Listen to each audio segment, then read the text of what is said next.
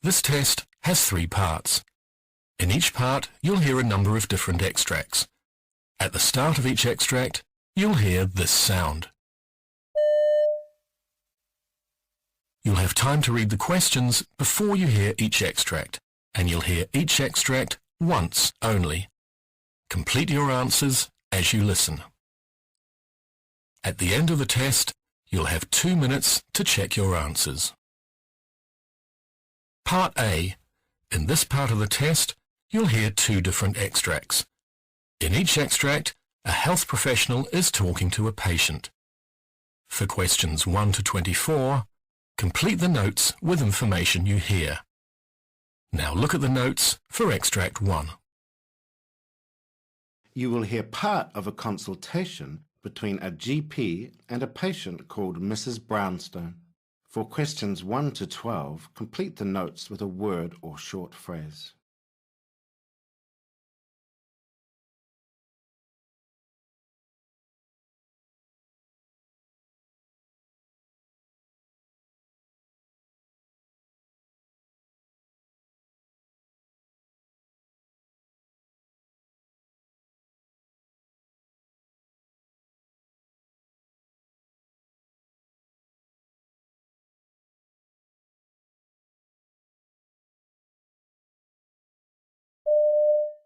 Hi, Mrs. Brownstone. How can I help you today? Hi there, Dr. Rivers. I'd just like you to do a test on my waters. I've had a few problems recently.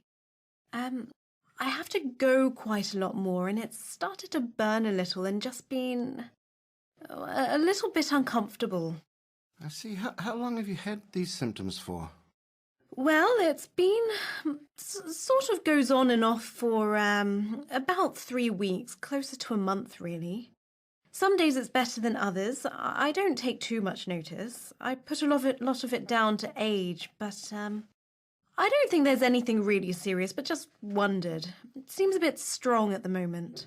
And have you had this sort of problem before a lot or not? Oh, yes, it's happened quite often over the time. Normally just antibiotics clear it up. I'd say I've been treated for this, at least 5 times in the last 10 years.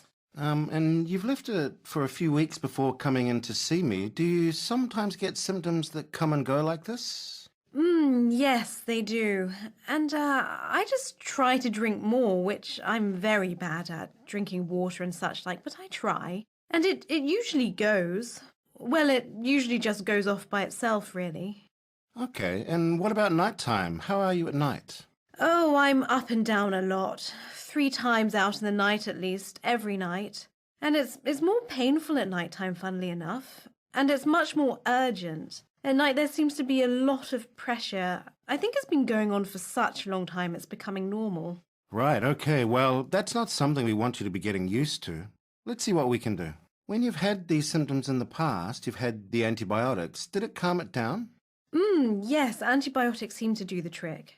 And what about accidents? Any accidents with the waterworks? No, I just have to make sure I get there quickly. I do find when I've been sitting for a while, once I get up, I've got to go immediately. So I always want to know where the loo is wherever I am. But if you cough, sneeze, or laugh? No, nothing like that. Yeah. So what I'm keen to do, actually, is just to give you a short course of antibiotics and see how you get on.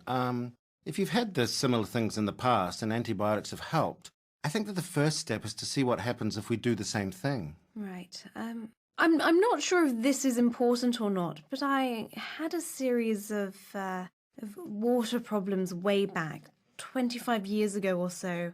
I had a colposuspension in 1980-something. I was 50. And that worked. It worked well, I think. Good. Okay, let's keep that in mind, but we will start with some treatment. But if it's not improving, we'll need to reassess the bladder function a bit more closely. Right, okay. Are you allergic to any medications as far as you know? Yes, there's a few. Septrin, amoxil, and... Oh, what's the other one? If you can just hold 2 seconds, I'll tell you. Keep it written down so that I can... So, Septrin, amoxil, and trimethoprim. Trimethoprim. Glad I knew that, because that would have been my first choice. You've had something called nitrofurantoin? Yes, I've been okay with that one. The nitrofurantoin, I've had it before for 5 days. Right, thank you. So, as you asked for, I will get you to provide us with a sample we can send to the lab. I think that what I want you to do is drop back in and see us in 5 days, and we can review the results and discuss how the medicine is working, okay? You will hear part of a consultation between a doctor and a patient called Mrs. Chambers. For questions,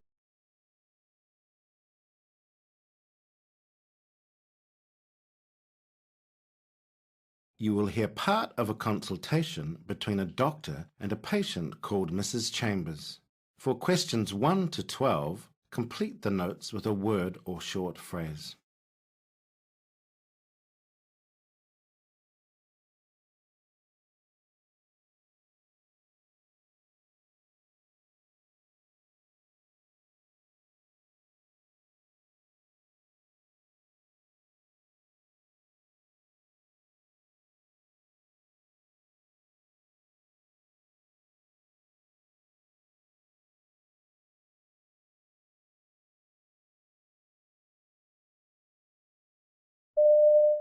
Hello, Mrs. Chambers. I am Dr. Bakari, one of the obstetricians working here at the hospital. I've just come to ask you a few questions. What is the reason you came into hospital today? Oh, well, I started bleeding. Oh, I see. When did you start bleeding? I had a bleed on last Sunday. Okay, and how many weeks pregnant are you at the moment? I'm 36 today, and I started bleeding about a week ago.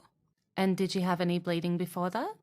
Actually, yeah, I did, in February. Okay, in February. How much bleeding did you have? Was it quite a bit or just spotting? About half a cup full, and I was 28 weeks then. But the bleeding only lasted for not long, a couple of hours, then it stopped. Okay, and when it started last Sunday, how long did it last then? It lasted for about 3 hours, but then I'm spotting and having some old blood coming out now. Yeah, and it was quite a bit of blood. I would say about a cupful. A cup, okay. And with this episode, did you have any pain anywhere at all? I just get a tightness in my tummy and I get cramps. And a quite severe pain in the lower abdomen here for a bit, but it comes and goes. It started when the bleeding, at the same time as I was bleeding. Okay, and did you have pain at 28 weeks when you had the bleeding then as well? Yeah, it's just like period pains, cramping. Okay, all right. Any other symptoms at all? No, not really. Okay, and with this pregnancy, other than the bleeding, have you had any other problems? No. Okay, and have you had a scan since this bleeding started? Yes, I had one when I was 34 weeks, and they found the placenta was low, but I haven't had another one since. Okay, and when is your next scan due? I haven't got another one now. Okay, all right. And when you had your booking scan at 12 weeks, everything was normal then? Well, in my first scan, they struggled at 12 weeks to find it, so that was sort of like an internal scan, but they just said it was because it was a small baby or something. But other than that, everything was normal, I think. My visit at the antenatal clinic, everything was normal. I remember my Downs risk was low. Okay, so everything was fine. That's good to hear. All right. Have you had any previous pregnancies? Yeah, I've got 2 little boys. They're 2 now. Both very healthy, just a bit naughty. All right. They twins? Oh, yes, sorry, they're twins. And was it a normal delivery or was it by cesarean section? No, normal. Normal delivery, no instruments used, nothing like that? And you didn't have to go into the intensive care unit or neonatal unit, nothing like that? No. Okay, all right. I think I'm starting to get a good picture. Tell me, have you ever had any uterine surgery or procedures? Oh, yes, about 4 years ago, I had to have an abdominal myomectomy. Oh, I see. That's good to know. What symptoms did you have with that? It was almost exactly 2 years before my boys were born. I was really suffering, migraines, body aches, and even a fever with my period. One time the pain got so bad I had to go in for an MRI, and they found some pretty big fibroids, and at the time we were struggling to get pregnant, so the doctor suggested I have the fibroids removed. I was really nervous and considered not getting it done, but it seemed to work really well. And 2 years later, we had our boys. I never really felt any ill effects from the procedure, apart from just taking time to heal. Part B. In this part of the test, you'll hear 6 different extracts. In each extract, you'll hear people talking in a different healthcare setting. For questions 25 to 30, choose the answer A, B, or C, which fits best according to what you hear. You'll have time to read each question before you listen. Complete your answers as you listen. Now look at question 25.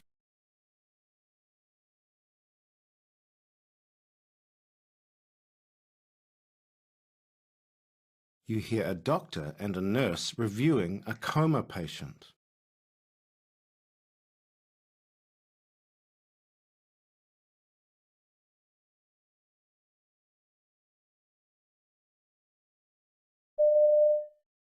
Okay, this patient has been out for some time now.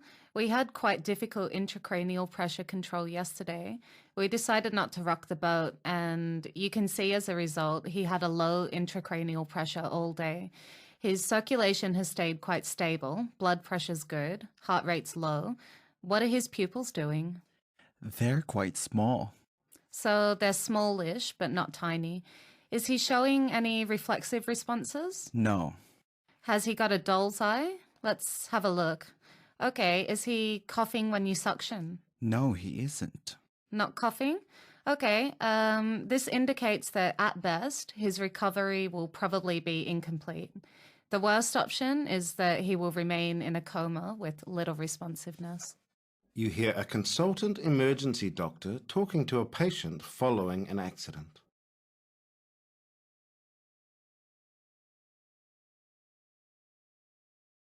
You hear a consultant emergency doctor talking to a patient following an accident.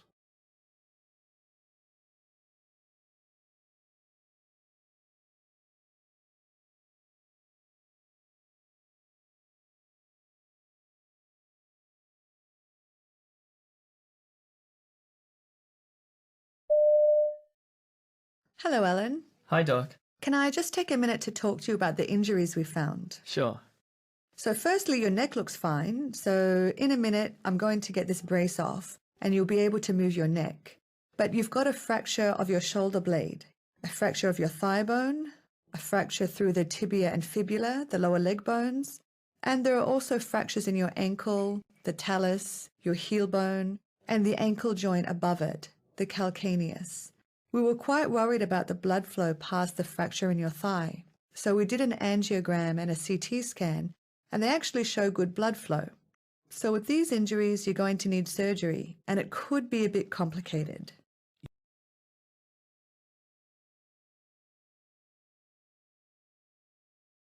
You hear a clinical researcher introducing a professional development workshop.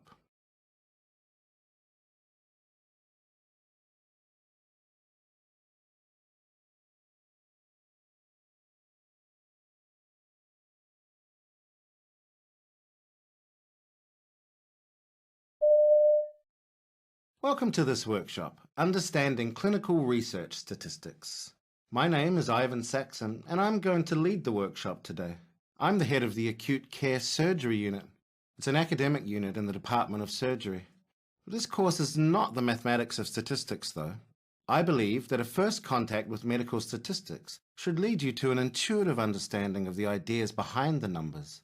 It should leave you with a deep sense of understanding what is meant by the numbers and techniques mentioned in the methods and results sections of published research papers. In order to critically evaluate research, you should be able to read more than just the introduction and conclusion sections of a paper. Quickly scanning for some significant p-value isn't enough. The patient population trusts you to be properly informed when you manage their health, so that's why we're here.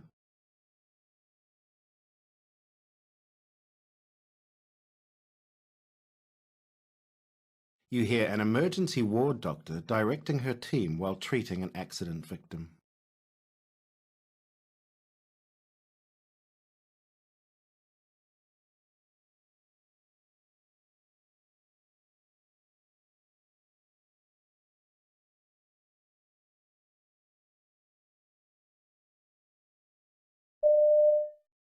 Okay, let's get on with the primary survey. It's a serious injury to his left leg. It's extremely pale, so blood flow could be an issue. But I'm worried about other serious injuries that aren't so obvious. A fracture of the pelvis, abdominal or spinal injuries. I think we better get the consultant emergency surgeon down here too. Okay, so you need to get the lines in, blood off, and we need to remove the rest of his clothing. We're going to want to get some x-rays done before anything else. Chest, pelvis, femur, please. And can somebody get a Doppler, please, so we can check his blood flow in the leg?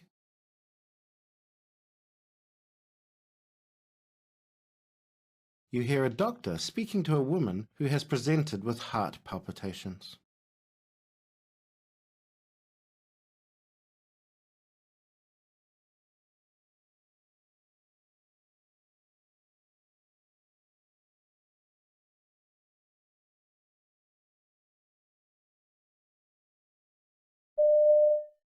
And do you feel short of breath with the palpitations? Yeah, and I'm losing my voice too.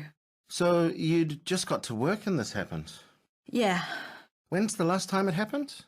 A few months ago. I came here as well. Okay, so I'm just going to try and massage the side of your neck here, just to see if that slows down your heart rate. Did they teach you how to try and hold your breath last time? Yes, they did. Did you try that this morning? Yeah, I did. Oh, great. Very good. Okay, well, that massage doesn't seem to be working. Let's try something else. What I want you to do now is to blow as hard as you can into this syringe. Ready? Blow, blow, blow, blow. And stop. That doesn't seem to be doing much either. All right, we need to drop that rate, so we better try some meds. You'll need a drip.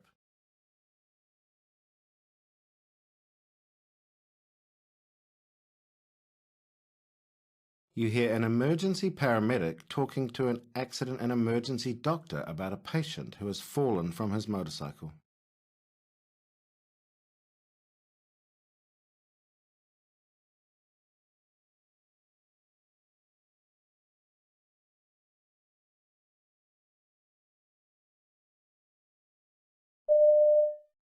This gentleman's name is Brian. He came off his motorbike at a corner and his leg hit a telephone box. Oh, I see. Looks like he fell pretty hard. Yeah, when we arrived, he was sitting up and talking, GCS 15 and no signs of head injury, just some pain in his right shoulder, but the main injury is a deformed and angulated right femur, which we've manipulated on the scene.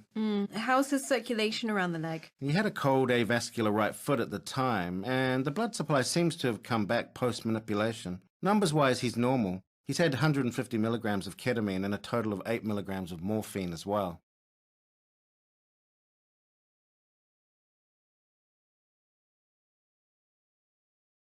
Part C. In this part of the test, you'll hear two different extracts. In each extract, you'll hear health professionals talking about aspects of their work. For questions 31 to 42, choose the answer A, B, or C, which fits best according to what you hear. Complete your answers as you listen. Now look at extract 1. You hear a specialist in medical ethics called Anna Capston giving a presentation on the issue of burnout in the medical profession.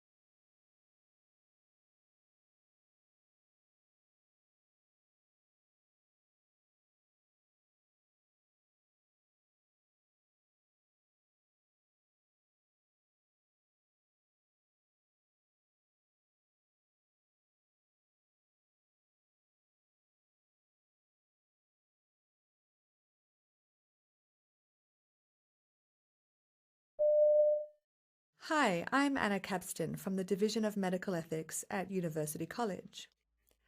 Today I want to discuss the quite urgent topic of burnout among medical professionals as it's becoming. It's kind of an epidemic, but I really think that we're not talking about this enough. That's why we're here today, to get a bit of information out there and start a conversation. So, what is it? Well, burnout is a psychological and behavioral syndrome. Emotional exhaustion is one quite common hallmark of burnout. It's been defined as long-term, unresolvable job stress, a sense of being overwhelmed and depersonalized and lacking a sense of personal accomplishment. A recent study from the Mayo Clinic showed that in 2011, 45.5% of doctors reported that they felt burned out.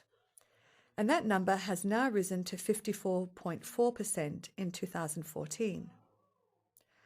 More than half of all doctors in this country are saying, I really feel that some aspect of my work as a doctor is making me feel burned out. This is really trouble. It's trouble because a doctor who feels this way can commit more errors.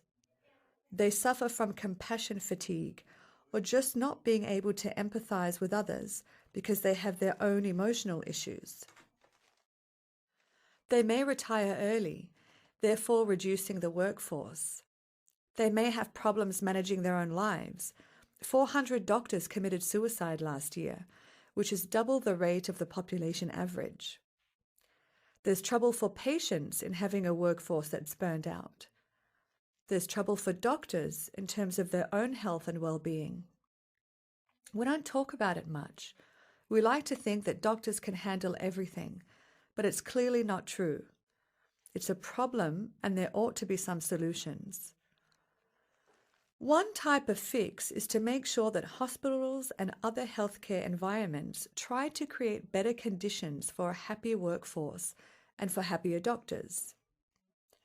This might include yoga, mindfulness training, having more therapists to talk to, encouraging people to come forward when they feel this way, peer groups, and better mentoring.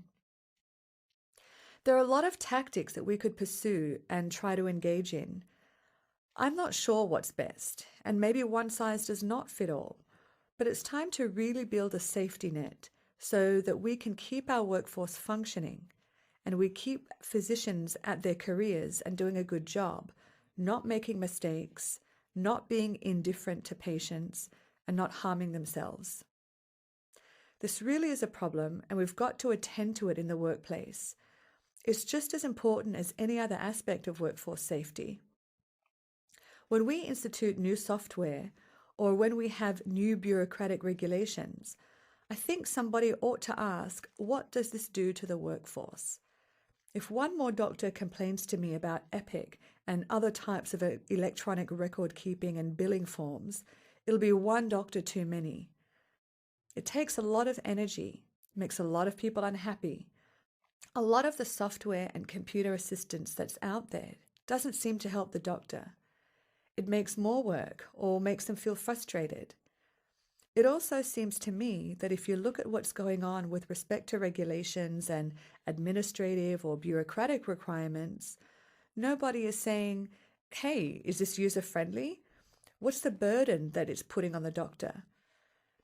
It's just done to save money or allow people to collect bills more reliably, but it's not asking what it's taking out of our workforce.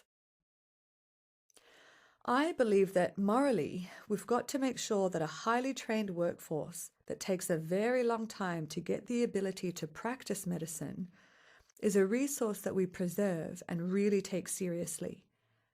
I don't think we're doing that as part of employee or workplace safety. I think it's crucial, but it's being ignored. We also have to view it as part of patient safety. And I think we should start spending some resources to figure out how we can make the physician workplace more user-friendly. How can we make it a happier place to be? What can we do to institute regulations, guidelines, software, and bureaucracy to try it out on the workforce for a while to make sure that they're satisfied and that it's not making their lives more miserable? You hear a specialist in health and nutrition called Dr. Gregor McGregor discussing the ideal healthy diet.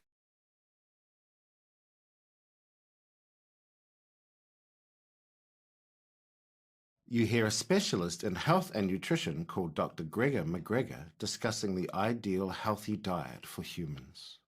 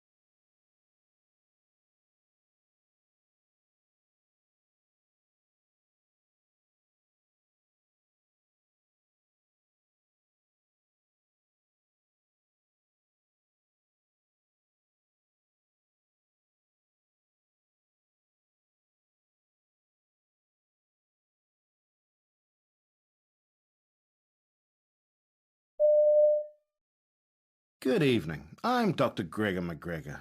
In this talk, I want to discuss what we know about a healthy diet and confront some of the misinformation that gets passed around about what types of food are better or worse for us. So let's get right to it. What is the healthiest diet? Well, the best available balance of evidence suggests that the healthiest diet is one centered around fruits, vegetables, legumes or beans, split peas, chickpeas and lentils, whole grains and nuts. Basically, real food that grows out of the ground. This is our healthiest choice. And all the while minimizing our intake of meat, eggs, dairy, and processed junk. So plant-based. A plant-based diet centered around whole plant foods. That's the secret. But of course, it isn't really a secret, and I don't think anyone listening will be surprised to hear this. So what's the issue here? Why is there so much debate around this issue when the evidence seems so clear? A part of the problem, seems to me, is diets and what might be called the dieting industry. I mean, diets, by definition, don't work, right? Because you go on them, then you go off. What we need is a lifestyle. What we need is a way to eat and live so that we can live a long, healthy life. And to do that, thankfully, the same diet that's associated with longevity is the same diet that's so effective in controlling weight. But there's so much discussion out there online about what's better or worse to eat. There's a lot of conflicting information out there backing up different sides. For example, there is information saying meat is good for you, eggs are good for you, dairy is good for you. And it's really confusing people because it seems to be like no matter what you believe in, you'll find the proof to back it up. But of course, the proof that meat is good for you is backed up by the meat industry, right? That eggs are good for us, backed up by the egg industry. I mean, this is a classic kind of tobacco industry tactic. The tobacco industry really pioneered the tactics that different interest groups in the food industry use all the time now. The tobacco industry was the first to use science against itself. This was one of their great innovations. This is, in the 1940s and 50s. Basically, they realized that science was venerated, as it should be, as a way to kind of sift through what is true and what's not. And the public believed that. And when there was this tremendous body of literature starting in the 1930s and certainly around the 1950s, that, non-smokers had at least 90% less lung cancer risk than smokers. I mean, by the time the US Surgeon General's report in the 1960s, 1964, came out, they had 7,000 studies, all showing in some way the health risks associated with smoking. So you'd think that after the first few thousand research studies came out, somebody in the government would do something about it, right? But tobacco was a very powerful industry. I mean, it took that much, that overwhelming massive evidence, to finally get the powers that be to just recognize that smoking was killing people. And the tobacco industry tactic was to fund their own science. They have this Tobacco Institute where they fund their own scientists just to instill doubt. They knew they couldn't go up against 7,000 studies. In fact, there's a famous tobacco industry memo called Doubt is Our Product. And this was a PR company saying, all we have to do is introduce enough doubt. Some scientists say tobacco is good, some say it's bad, so who knows?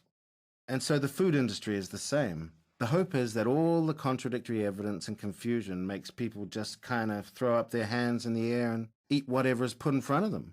So this is good for the trillion-dollar food industry, but it's not good for our health and well-being.